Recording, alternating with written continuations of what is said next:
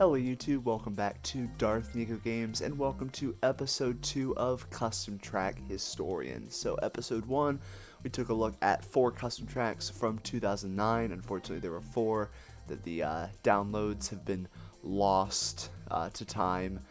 But today we are going to be taking a look at all the custom tracks from January 2010. So it's kind of interesting that there were only 4 custom tracks that we could play in 2009, but just January 2010, I think there's like 8 that we have. It's either 8 or 9, which is pretty crazy. So there was, I guess, sort of a boom in custom track creation, which I guess makes sense. They figured out how to finally make some custom tracks, and so it was made pretty made at a faster rate than before. Alright, so this first one here is going to be GBA Cheep Island. This is by Arm1, and it was made 2010 January 2nd or before. It's got that, it was either on that day or before that day. Don't necessarily know, but I just sorted it as though it was on that exact day. But yeah, so this is still a very, very primitive custom track here. I've played this before, I will say, so I do sort of know how to drive it. But yeah, very, very primitive, very sort of, I guess, blocky ground and sort of track design. It's rather like there's no real curves, it's more of just sort of sharp angles, which I find to be interesting. And this is the first custom track that we've been able to take a look at not made by Mr. Bean in Chatters, so that's pretty fascinating. There was one made by MKDasher, GBA Rainbow Road was made by MKDasher, but unfortunately we weren't able to play that because the download was uncooperative. It just boot me out every time I tried to download the track. You can see the CPUs are, well, they're having a little bit of a tough time with this track. Their routes aren't quite fantastic. So yeah, clearly this isn't quite the groundbreaking piece of new track technology like Mushroom Peaks was or SNES Rainbow Road was, but this is still, let's try going this path. This is still certainly notable. Just having these custom tracks made by new people, that's important. And yeah, even though it was just made with MS Paint, it's still worth taking a look at. So there you go. That was GBA Cheep Island. One thing that I find rather interesting is how it's not really like the GBA Cheep Island like actual track at all. Like it's just sort of separate. I don't know why Arm1 decided to call it that, but who knows, to be honest. One thing that's interesting in this course, and a lot of courses had it this time, was if you went at a certain angle over these corners, I'm going to try to show it. There you go, like that. See, look at that. So if you go like at a certain angle where you would sort of, I guess, try to enter into the track, it will shoot you out backwards. I've never had, or it'll like pause you right there. I've never had it shoot me out so fast like that before, though. That was interesting. Okay, that was it for GBA Cheep Island. Clearly very primitive, very early custom track, but still really cool to take a look at. Next up, we've got GBA Sky Garden here. This is by MKDasher and UgotHacked. It is, quote, one of the first released custom tracks. It was created when very little was known about Mario Kart Wii custom track creation. Yeah, that's about right. So let's see how this holds up today. I think I may have raced on this before. I may have raced on a different version though, so we'll see. We'll take a look at this. That's a lot of white there. Okay, here we go. Let's see what this track's got. Yeah, I do think I've raced on this before. I think this is one of those that I've tried out in the past. Be interesting to see how well the CPUs drive here. I want to see if I can. Oh, I wanted to see if I can grab a box. Get maybe a shroom, but that's all right. So one thing you'll find interesting here is how the off-road was basically just squares, right? Like it wasn't actually. Also, this is kind of cool here. You can do this. The off-road was basically just squares. There wasn't a priority on making the off-road sort of rounded, like you see in a lot of custom tracks today. So it'll be interesting to see, as tracks progress and improve, to see that sort of, I guess, design choice, to see that happen more often. Man, my lines are pretty awful here. But yeah, this track plays pretty decently. I do enjoy racing on it. The ramps feel pretty nice, and yeah, it doesn't feel too long either, because a lot of older custom tracks have that issue where they didn't quite know how to scale it. But this feels like a pretty decent length here. If you can keep it under 3 minutes, that's a pretty good win, I would say. Yeah, this ramp here is just completely overpowered. It's like the easiest streamless shortcut ever, and you should do it every lap because going around just wastes so much time. But yeah, so this is sort of reverting back to the kind of flat sort of design. There's a few ramps here and there, but it's nothing like Mushroom Peaks was, so it's sort of good to see that not every track at this time was able to go quite all out. And of course, still there's plenty of tracks today that still don't quite go all out on making a bunch of hills and stuff. Oh, there we go. This is a decent low trick. That ramp there is tricky to low trick. I've never quite been able to get the timing on it. Like I said, I've raced on this a few times before. Boop. Nice. Didn't even hit the off-road there. Yeah, the CPUs are so far behind, there's not really a whole lot going on here. Just kind of driving to the finish, eh? Let's see if we can get like a cool trick here. And not quite. Oh, into the off-road a little bit. And hit a banana. Man, great finish there. Ha! So there you go, GBA Sky Garden. It holds up pretty well. That's still pretty fun to race on. And it is a retro, so track design was sort of already there, like Nintendo designed the track, but it works pretty well with this. So let's see if we can find out anything interesting in time trials here. So I'm going to change a little bit in this episode, like how I do time trials. Instead of focusing on getting a good time, I'm just going to more like explore the track and like, I guess, show you guys some interesting stuff with it. So I guess, first off, there's this shortcut here. It does take 2 shrooms. Ooh, almost have to take 3 shrooms there. That's almost stretching it with 2 shrooms. But yeah, I'm going to show you guys more of like the shortcuts, alternate paths thing, rather than just trying to do one nice run here, and I'll edit it together to make it faster. And here's like a really good shortcut. Look at that, cut off a ton of track.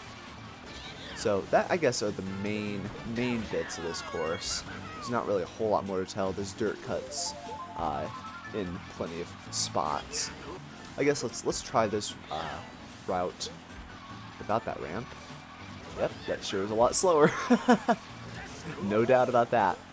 But yeah, I guess that's pretty much it for GBA Sky Garden. So I will certainly say that GBA Sky Garden did stand the test of time a bit better than Cheep Island. I guess it just feels a lot better to play. But in any case, this right here is Space Road by KHacker35000 VR. This was released on or before January 18th, 2010. So it's once again very, very early on. And we'll see how this is. So this is the 4th ever completely original custom track. So I guess keep that in mind. It does have a custom mini-map, which is nice to see. It's a little bit of a rough mini-map, no doubt. But yeah, I've never raced on this before, I don't think. So this will be interesting to see. Is this like earth texturing that we're driving on right now? Man, what is going on? This part is not even on the mini-map. It's hard to tell what's happening. You can see like the boost panels everywhere, but you can't quite, yeah, that's weird. You can see the boost panels from like way off in the distance, but not the road itself, so that's kind of strange. Okay, big old ramp there, that was kind of fun. Okay, and then this little rainbow texturing. This sort of has an interesting aesthetic because the skybox, it makes you really, whoa, what is going on here? Are those mushrooms? That's strange. That is really weird. Well, we'll try to drive that without falling off next time. Looks like most of the CPUs couldn't do that without falling off either. But this has a very sort of distant atmosphere. It looks very dark. Everything looks dark except for the road. And here you've got this little enclosed bit with the rainbows. This is pretty cool. This had an interesting aesthetic going on. Obviously the texture work is pretty, I keep saying the word primitive, but it's true. But this is really interesting to look at. So let's try, I do believe there are two paths here. We'll try this more inside path. Oh, I'll get I'll get shocked first. So alternate path here. Gotta check it out. Pretty interesting. With a lot of older custom tracks, you can't make jumps if you're small. Guess I'll just shoot right over that mushroom there, if you don't mind. Oh, that's a tough respawn. That was a harsh respawn right there. Ha! That's another thing you'll see a lot in older custom tracks. Super harsh respawns. Like Mushroom Gorge level respawn types. But yeah, like that ramp there, I don't know if you'd be able to make that if you were not driving, if you were like Mini and not driving one of these top tier vehicles. It has really good speed. So let's see, can I make it over? No! I think I would have failed even if I didn't get shocked. That is tough there, so I think probably the strategy is to shoot over the first mushroom entirely and then hit the second mushroom. That's probably what I'm going to have to try to do next time. That's tricky, huh? So yeah, there's just these kind of boring, long stretches here. That's another thing that a lot of older custom tracks suffered from. And like I say, it'll be interesting to see the evolution away from that as we go throughout this series. Yeah, by the way, guys, if you want to see more of this series, let me know. I enjoyed really making the first one. I'm enjoying making the second one. So it'll be good to see. Oh my, I didn't get the trick there, but I made it. Alright, it's close there. Imagine that path is faster. I would expect, just based on like, yeah, based on how the lines look there. Oh, you can just keep tricking there. That's cool. Ha! Get a double or triple trick there. I was hopping and trying to trick, but it didn't let me do that. Okay, gonna concentrate here. Gonna shoot over the first mushroom and hit the second. That's the strategy. No, no, no, no, no, no, no. Oh my gosh, you can't quite do that. How do you clear that? I do not know how you clear that. Well, we're gonna try that in time trials, see if we can figure out like a better way to clear that jump there.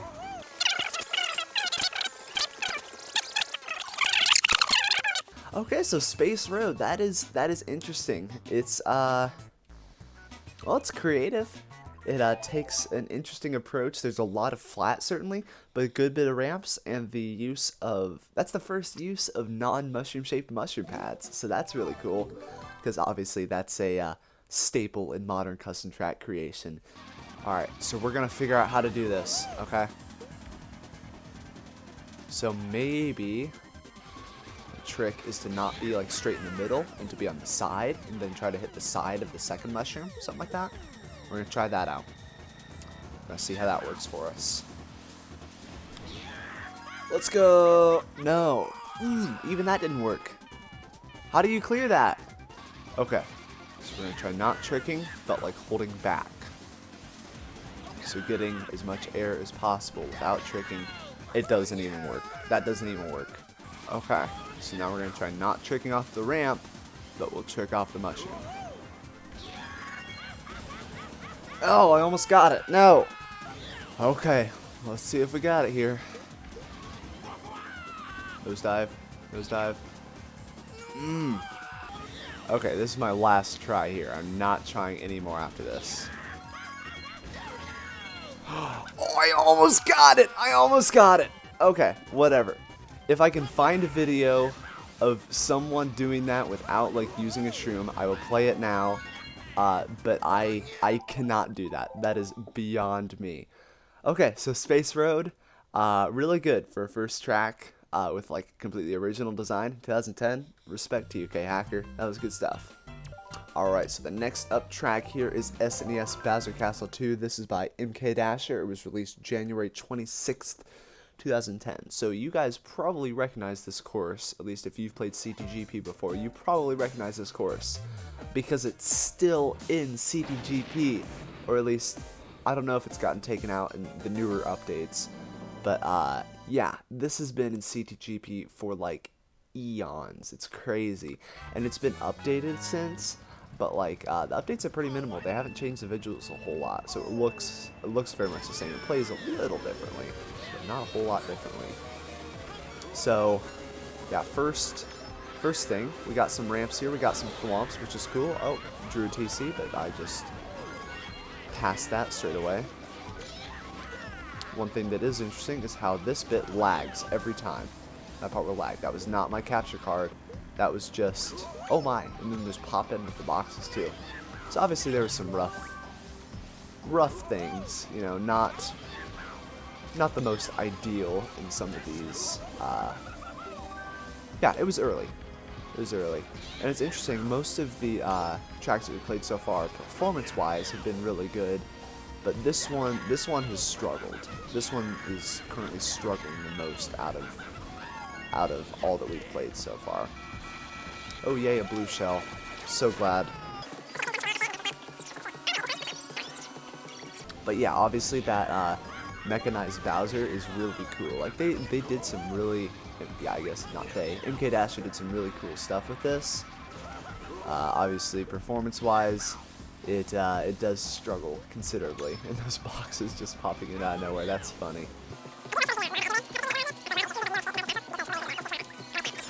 Yeah, the pop-in here is certainly something that hopefully we will see improved in later updates, because this track has a ton of updates, let me tell you. So that'll be nice to see, hopefully.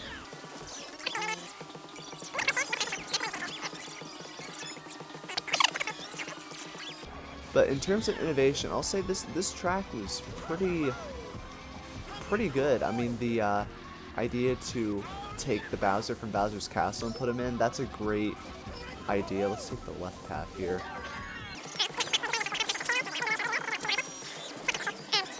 Yeah, so this is, I don't have a whole lot to say about it because it's in CTGP and I've raced on it a billion times, but it's still a cool track, and it certainly did some unique stuff. So let's see if we can rustle up anything interesting in the time trials. This track does have one like really sort of busted shortcut here, and I'll show you. Like, this saves so much time, it's insane. And it doesn't look like it saves that much time, but it really does. It's crazy. It's not maybe. Oh wow, that lag, my goodness. I wonder if this is so laggy because it's the point where the Bowser is still loaded, but there's a lot of other things that are still loaded too. So it just has too much to try to take. Alright guys, thank you for watching. That will be it for today. I thought there were going to be a few more tracks that we were going to take a look at, but those turned out to be just pretty sort of minor updates, so not really worth putting in the video here. But I guess I'm going to give you guys the summary of the tracks that we took a look at. So GBA Cheep Island by Arm1, really flat, very derivative from the original track, and Arm1's only track that they ever made, which is pretty interesting, I find. But yeah, not really one that stood the test of time that well, but that's fine. It's still interesting to take a look at. Then GBA Sky Garden, that one I think is underrated. There's been a lot of other good Sky Garden tracks made over time, so it makes sense that people have forgotten about it, but that one is super fun to race on. And yeah, good track by MKDasher and UgotHacked there. And then Space Road by KHacker, 35,000 VR. I wonder where he got the 35,000 VR part, possibly from Mr. Bean, who knows. That was the only truly original track that we took a look at today. but it was really pretty interesting for a regular track. It had some design flaws, namely that jump, that one jump that I couldn't cross over and over and over again. But yeah, overall good track. It had some interesting things going on there. And then finally, SNES Bowser Castle 2, one of the most iconic tracks from this era, given that it has been in CGTV for such a long time. Had a lot of things going on, a lot of thwomps, a lot of fire geysers. It kept you on your toes, so that was cool. And that one was by MKDasher.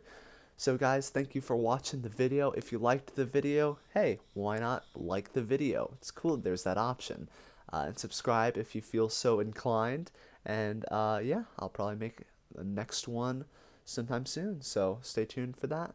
And in any case, thank you guys for watching, and I will see you in the next video.